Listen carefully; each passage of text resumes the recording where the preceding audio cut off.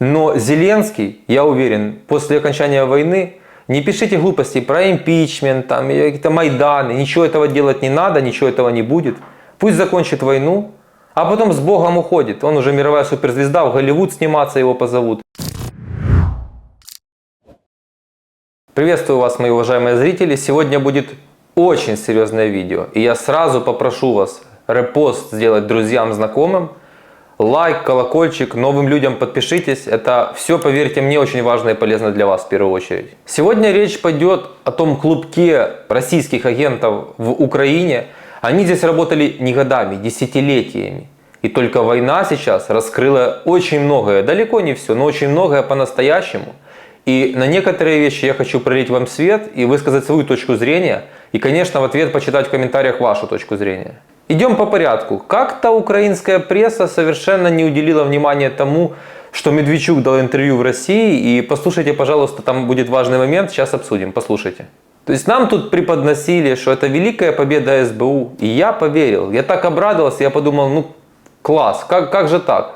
Честно, я вот не верил. Как оказалось, его поймали банально, как всегда бывает в таких случаях, мелочи подводят и случайно многие вещи происходят. Его поймал тероборонец, потом сдал в СБУ. Внимание, он говорит, что перед ним был Баканов.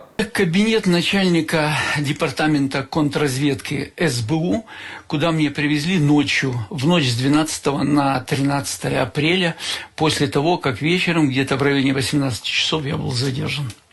Этот момент, когда я сидел, меня привезли сюда в каком-то колпаке, я не знал, где я нахожусь, это я уже потом узнал, что это за кабинет. Я находился в мешке фактическом, потому что я был в этом мешке сначала на цементном полу несколько часов, потом меня привели в этот кабинет, куда меня вели, я не знаю, но когда меня этот мешок сняли, вот вы увидите по прическе и все остальное, то передо мной стоял председатель службы безопасности Украины на тот момент Баканов и руководитель контрразведки. Меня задержали не СБУ, а территориальная оборона. Задержали случайно. Меня, естественно, узнали, потому что в Украине я достаточно известная личность. И как сказали, пройдемте или как? Или это было шумно как-то? Нет, все было очень просто. Одели наручники, одели мешок и поволокли в другую машину. А потом я уже попал в контрразведку. Видимо, вызвали и все остальное. Это был тяжелый день моей жизни. Наверное, самый тяжелый, 12 апреля. Как к вам там относились вообще? Вас не били? Значит, физического насилия ко мне не применяли. Но все остальное было... Ну, расскажите, Вы что? знаете, понимаете, если я несколько месяцев находился в наручниках. Причем в наручниках днем и ночью. Да, днем и ночью я находился в наручниках. Сейчас руки ничего? Да нет, все нормально. Человек привыкает ко всему. Друзья, люди, я прошу вас, напишите в комментариях, вы помните те времена довоенные, когда Киева, мразь эта, разъезжала по городу Киеву кортежем, и все ему было нипочем, как он себя вел. Этот человек был народным депутатом Украины. Что вытворял Рабинович с Бойко? Ездили в Кремль вообще без зазрения совести, не надо прятаться. Фотографии, фотосессии, видеоролики делали. Киева Путина с днем рождения поздравлял, напоминаю. Где были наши спецслужбы? Бойко по сей день в Киеве, депутат, ОПЗЖ, все нормально. Соловьеву в первые дни войны эфиры давал. Как будто бы ничего этого не было. Чего мы ждем? К чему мы удивляемся, как война случилась, воруют там в армии, этот Резников 300 раз по всей информации, которую дают журналисты, проворовался. Чему вы удивляетесь? Засилие агентов и самое страшное, очень много двойных агентов. Уже тяжело разобраться, что к чему, но мы с вами попробуем. Вот по Баканову они взяли, засекретили материал. Друг детства Зеленского. В 95-м квартале отработал. Я как-то рассказывал, у меня есть информация, он ничем другим, кроме своим бизнесом, не занимался на посту главы Службы безопасности Украины. А у него были серьезные интересы в энергорынке. А теперь, дорогие друзья, вашему вниманию то видео, которое официально выложила СБУ, перехват прослушки Сивковича и Кулинича.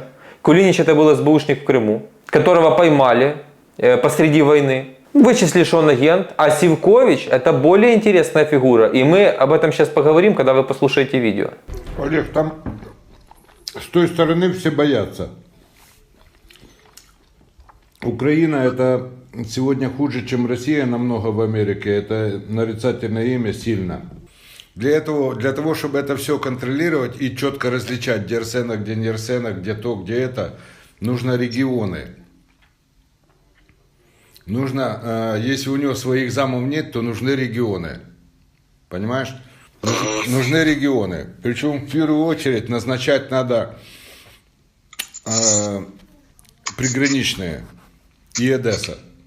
То есть Львов, Закарпатье,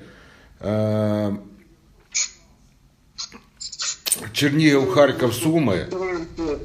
Неформально він частково контролював роботу Департаменту контррозвідки та інших підрозділів СБУ, а також регулярно дезінформував керівництво СБУ про реальні наміри спецслужб РФ.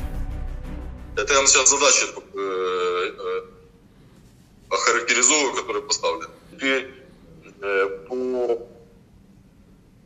диазу, по вот этим тематическим аналитическим группам мы проговорили, он согласился, то, что вы сказали. Он согласился маленькие группы делать в аналитике? Да, только не в диазе, блин, опять же отвлекающий маневр. Он создает, он делал ВБ уже главком, и в рамках главка сделал отдельное управление. В том числе в этом отдельном управлении там не только вопросы, чтобы понимали ВБ, а там активные мероприятия, там борьба с контрабандой, там борьба с бандитизмом в правоохранительной системе, там борьба с кибер, там все такое, что он не хочет давать никому на стол, чтобы его под ним. Он это все запулил там конкретно в рамках этого главка. И создан так называемый 13-й отдел какой-то неубийственный. Там. А это что такое? Я сам не понимаю, говорит, я вернусь, я вам презентую. Что это такое? Олег Кулініч також лобіював призначення Андрія Наумова на посаду першого заступника голови СБУ. А департамент контрразведки полностью не его? Ну, я скажу таким образом, я там плюс-минус удерживаю, поэтому задача на это место вывести охотник. На департамент контрразведки или на первого зама, я не понял. Первого зама. Вместо Броневского. Который заберет под себя ДКР, да. А когда все будет уже более-менее готово, оно быстро может быть. Я просто быстро не хочу, потому что вы кадры не поставите. Хотя если охотника убедите, что охотник... Хотя бы охотника поставьте первым замом. Потому что линия контрразведки, если охотник ее заберет, и эту штуку, то она будет неплохо. Остальное можем сами там... За запитом ДБР та Офісу Генпрокурора триває процедура екстрадиції Андрія Наумова з Республіки Сербія, де він перебуває під вартою. Політичний офіс розглядав призначення лояльних до Росії посадовців і в інших державних структурах України. У нас время, я тебе скажу, очень мало, там пару месяцев реально. За эти 2 месяца надо быстро напихать людей и потом строить конструкцию на РНБО, иначе оно не полетит. Олег Кулініч був затриманий ДБР спільно з СБУ 16 липня 2022 року. Йому обрано запобіжний захід тримання під вартою. Під арештом він перебуває і донині. Інформація щодо злочинної діяльності Сівковича виведена в окреме провадження. Встановлено, що він через довірених осіб контролює в Україні низку фірм та підприємств, які використовуються для прикриття діяльності членів злочинної організації, а також фінансування осіб, що їм сприяють. Успішна реалізація цієї спецоперації та затримання агента РФ стало можливим в результаті принципової позиції керівництва держави. Друзья, вы слышите, что они обсуждают? Вы вообще понимаете уровень этого предательства? Уровень того, что творится в нашем государстве? А нахрена мы закладывали все эти годы в бюджет колоссальные деньги на силовиков, на спецслужбы? Ну как, защитили они вас? Не защитили. Не защитили. У нас в некоторых городах буквально города-кладбища. Я про Мариуполь, про Бучу, про Ирпень, в Херсоне что творится, да, много где. Вы понимаете вообще, что с Харьковом сделали? С Черниговым? А эти люди десятилетиями получали деньги с нашего бюджета. Того бюджета, который вы так все время рветесь наполнять и хотите, чтобы государство поимело побольше госсобственности. А теперь идем дальше, к господину Баканову возвращаемся. По моей информации, он спокойно в городе Киеве ходит в спортзал «Динамо». Качается, наверное, у него в жизни все хорошо.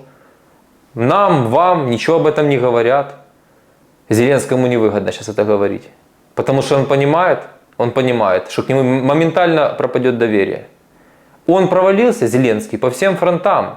И если вы досмотрите видео до конца, я думаю, вы согласитесь. А если нет, да, если согласитесь, любая точка зрения, все интересно, напишите, пожалуйста, в комментариях. Хороший материал Бутусова. Я вообще не фанат Бутусова и знаю, где он получает деньги, но сделан хороший материал тоже об этом, потому что это реально важно. И я хочу обратить ваше внимание. Я уже миллиард раз сказал про Гетманцев. Это глава налогового комитета Украины, но фактически куратор и, с позволения сказать, идеолог украинской экономики, куда движется наша экономика. Он работал вот у этого Сивковича, кого вы сейчас слышали. Он у него работал 8 лет правой рукой как помощник народного депутата.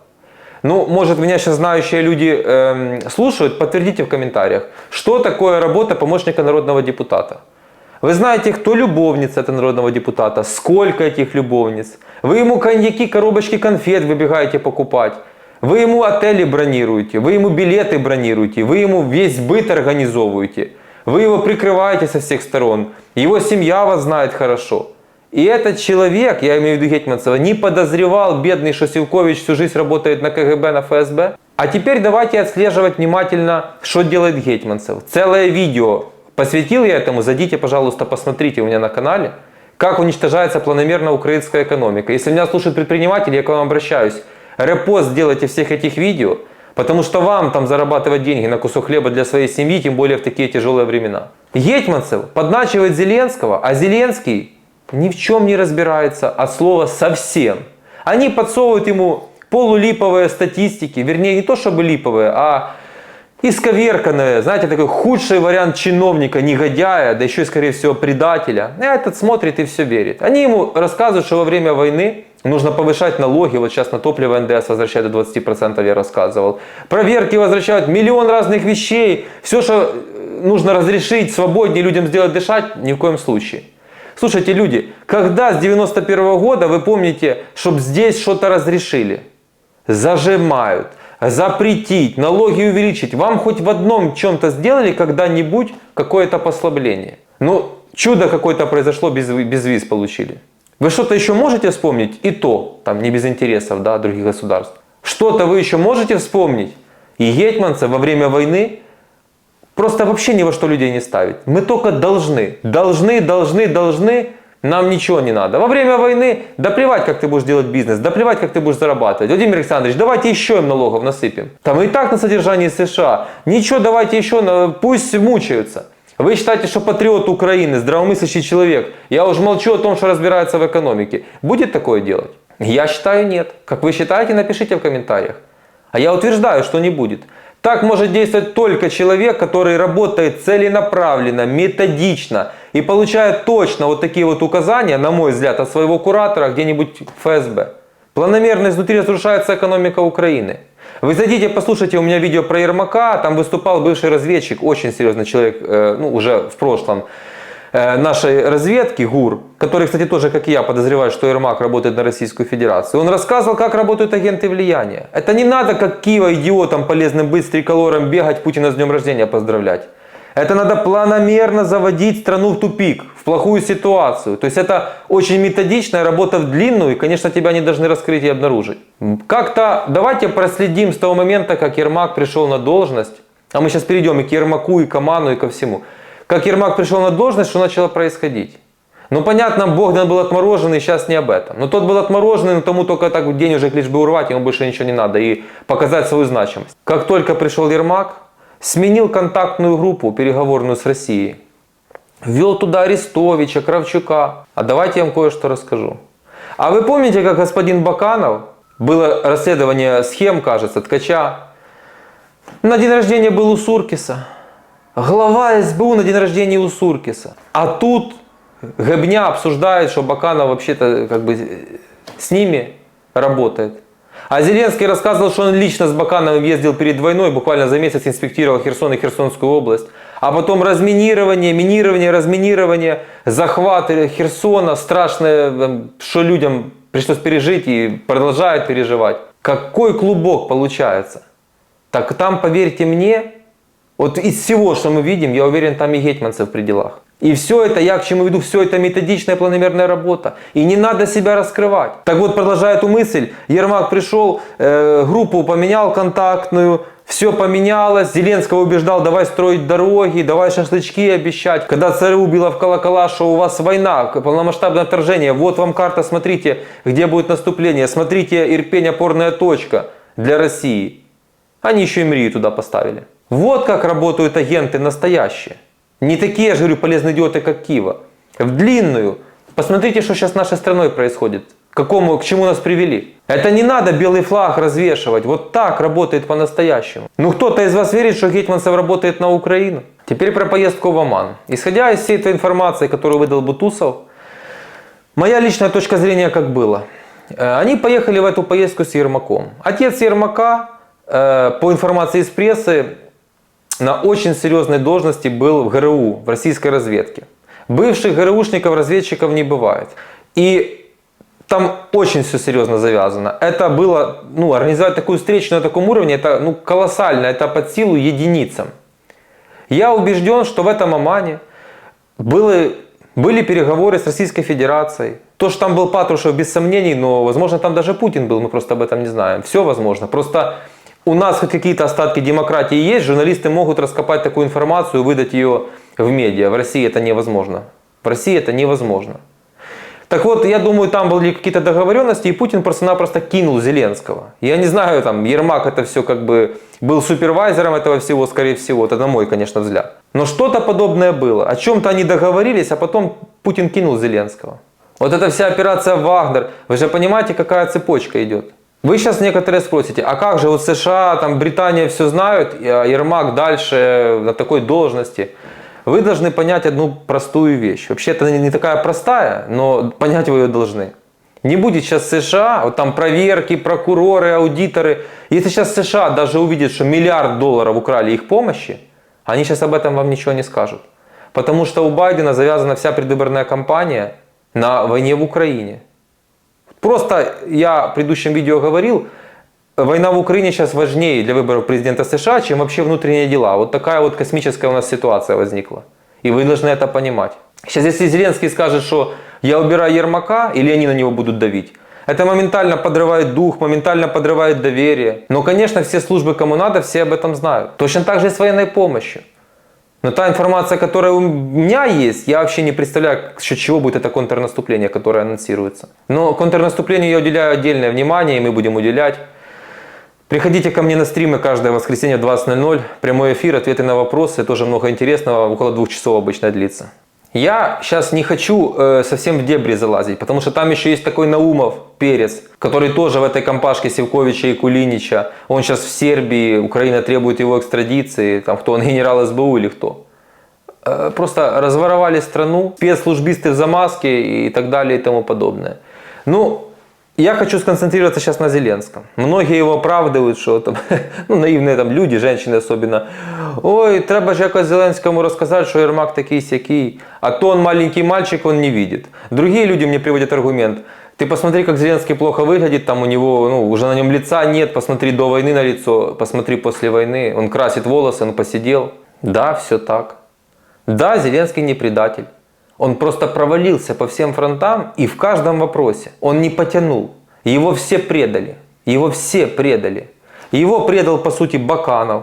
Потому что Зеленский назначал Баканова. Вы должны, люди, понимать, как управляет государством Зеленский. По принципу мафии. Свой-чужой, кто не с нами, тот против нас. У Зеленского нет идеи, как бы делал я. Есть идеология. Моя аудитория знает какая. И под эту идеологию подбиралась бы команда. Людей, которых я, может быть, совершенно не знаю. Но которые я знаю, всю свою жизнь проповедуют вот эти вещи, знают, как их внедрить. А он Баканова поставил друг детства. Вот этот друг детства его предал. Так бывает в жизни. Богдан завел его там, все организовал, бюрократические дела. Полный идиот, выгнали. Ермак нарисовался. Вся страна, никто не знал, кто такой этот Ермак. Я рассказывал, когда Зеленский был генпродюсером телеканала «Интер», Ермак осуществлял юридическое обслуживание этого телеканала. Кто владел телеканалом «Интер», постоянно кто-то, кто связан с Российской Федерацией. Возможно, и со спецслужбами, это я вам так тонко намекаю. Понимаете? И вот нарисовался этот Ермак, и просто страна пошла под откос именно в ключевых моментах. Он поставил вам Подоляка, Арестовича, которые вам рассказывали 1, 2, 3 недельки. Второй по сей день вещает, я там про Крым в прошлом видео рассказывал, что в Крыму будем в Ялте с набережной будем эфиры прямые вести, репортажи делать в июне, в июле. Вранье. Не будет этого. Ни в июле, ни 23 года, ни 2028 года. Вранье на вранье. Вас разводят, но главное, вам в голову мысль вбрасывают неправильную. Вам навязывают, вам влезают в мозг, вам навязывают ту информацию, которая не соответствует здравому смыслу. Да, мы с вами этого хотели бы, но есть реалии, есть объективная расстановка сил. Мы в позиции слабого сейчас, к большому сожалению. Чья это вина? Вот этих всех персонажей, которых я назвал. Как они туда попали? Я вам твердо могу сказать, очень твердо. Поверьте, если чего-то хочет президент Украины, он обязательно это внедрит. А если чего-то захочет президент Украины, у которого монобольшинство впервые в истории Украины в парламенте, то он может все что угодно сделать. Любую реформу для него это не проблема.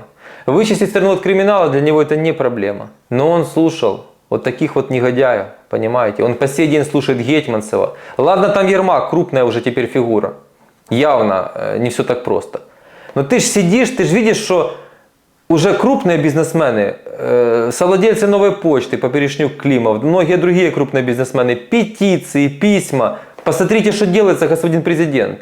На нашем предпринимательском горбу держится эта страна, особенно во время войны. Что вы делаете? Да понятно, что после Гетманцева с компетенциями Зеленского он туда Педманцева поставит, и тот будет еще одним придурком. Но это же явно человек работает на разрушение.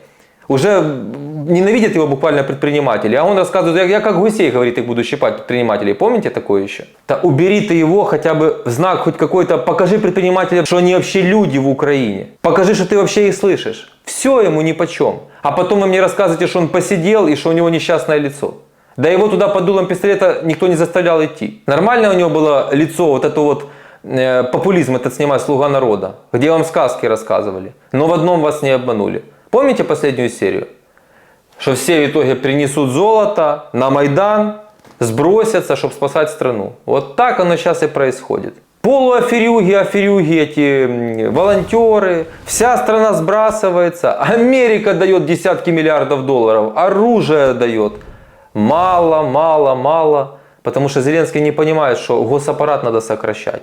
Что налоги надо снижать. И еще миллион всего надо делать. Кто ему это все расскажет? Он слушает Гетманцева, Ермаков, Марченко. У нас теперь достижение, когда нам кто-то дал какой-то кредит, у нас министр финансов, министр экономики, Шмыгаль, премьер. Это вообще отдельный разговор, не хочу про него. У нас праздник какой-то в стране, нам дали транш, люди. Пациенту нажали кнопочку, еще дали кислорода на искусственном дыхании. Но война рано или поздно закончится. И не вопрос, с какими территориями мы останемся. Вопрос, что дальше делать. С Крымом, без Крыма, с Донбассом, без Донбасса. Во главу угла что ставится? То, что я вижу сейчас, мы занимаемся тем, чем занимается Россия. У нас тоже вот это вот свой-чужой пошла история. Начали делить украинцев тоже по какому-то непонятному принципу. То есть, кто хвалит нас, тот молодец, кто не хвалит нас, тот уже сразу враг. С Трампа врага нарисовали. Конечно, Трамп для них опасен. И когда вы смотрите прессу, к сожалению, большинство из вас заголовками ее читает. А в этих заголовках некорректный перевод. И вам демонизировали Трампа. И я говорю, я уважал телеграм-канал «Белорусский оппозиционный Нехта». Они какие-то глупости, бред пишут про Трампа. Они высмеивают. Да кто вы такие, ничтожества по сравнению с этим человеком? Но продолжу мысль, почему его боятся. Потому что когда он станет президентом, а он им станет 100%. 100%. У меня в этом нет никаких сомнений. Он, конечно, все это вскроет. И по помощи, и про Ермаков, и про всех остальных. И что потом будет? Вы даже не можете себе представить. И если вы через призму рассматриваете только, а вот он будет помогать Украине, а он не будет. А давайте вообще-то поговорим о том, что вы будете делать, что мы будем делать. Если вы хотите жить так же, как до войны, так за что сейчас воюют на фронте? Мы же должны воевать за свободу и благополучие. Или там ребята погибают за то, чтобы мразь вот такая только под другими фамилиями пришла, и те десятки и сотни миллиардов долларов, которые будут вливаться в Украину после войны, просто поворовала, и новые олигархи выросли. А я вас уверяю, что оно так и будет. И если вы сейчас посмотрите список будущих политиков, Мосейчук, Арестович, Подоляк, Разумков, военных куча туда хороших и не очень попадет. Что ждет нашу страну? Все ровно то же самое. Политическая грязня, никакой идеологии. То давайте будем думать. Давайте будем думать про другие ценности. Вот эту всю пророссийскую падаль нужно вычислять, гнать. Но Зеленский, я уверен, после окончания войны, не пишите глупостей про импичмент, там, какие-то Майданы, ничего этого делать не надо, ничего этого не будет. Пусть закончит войну, а потом с Богом уходит. Он уже мировая суперзвезда, в Голливуд сниматься его позовут. Всяких премий много получит. Он герой пока для Запада, пока они на самом деле не узнают или знают, пока не обнародовали все то, что происходит. Он некомпетентный человек, к большому сожалению, и все, что происходит, это все его провалы. Это все его провалы. И Медведчук, это его провал. Слава богу, ему потом хватало ума про закрытие телеканалов медведчуковских, хотя бы это сделать. А вот я не знаю, правда или нет, на тот момент Зеленский был на связи с США, когда они решили Медведчука каналы закрыть. И ему строго-настрого вообще запретили кому-либо об этом рассказывать. Ну, вроде как Ермаку точно сказали не говорить. То есть эти не знали, что их каналы закроют. Это российская бета-фирма. Да. А Нью-Йорк Таймс написала, что Залужный не оповещал ни Зеленского, ни Ермака. Подчеркнули, Ермака тоже не оповещал в план защиты Украины, особенно Киева и Харькова в первые дни войны, за счет чего мы, собственно, и выстояли. Вы понимаете, что происходит? Какие страшные вещи. А это все наша страна. И как с этим жить дальше, только вам решать. Вы запомните, на самом деле вы много решаете. Кто вам говорит, что выборы там все известно, там подтасуют. Если бы все так было просто и легко, аллигаторы, я имею в виду олигархов, не вкладывали бы по 80-100 миллионов долларов каждый в предвыборную кампанию. Некоторые иногда и больше вкладывали. И свои вонючие телеканалы убыточные, помойки эти не финансировали, и целую кучу сайтов новостных. Это все имеет влияние. Но теперь будущее за Ютубом, и следующие выборы, когда бы они ни были, хоть в следующем году, хоть через 5 лет, они будут уже здесь, в Ютубе. Но для этого я и работаю. И я надеюсь на вашу помощь и поддержку. Пишите комментарии, пожалуйста, подписывайтесь на канал и самое главное, напишите свою точку зрения. Это реально интересно. Спасибо, что досмотрели видео до конца. Жду вас на стриме в воскресенье в 20:00. Пока.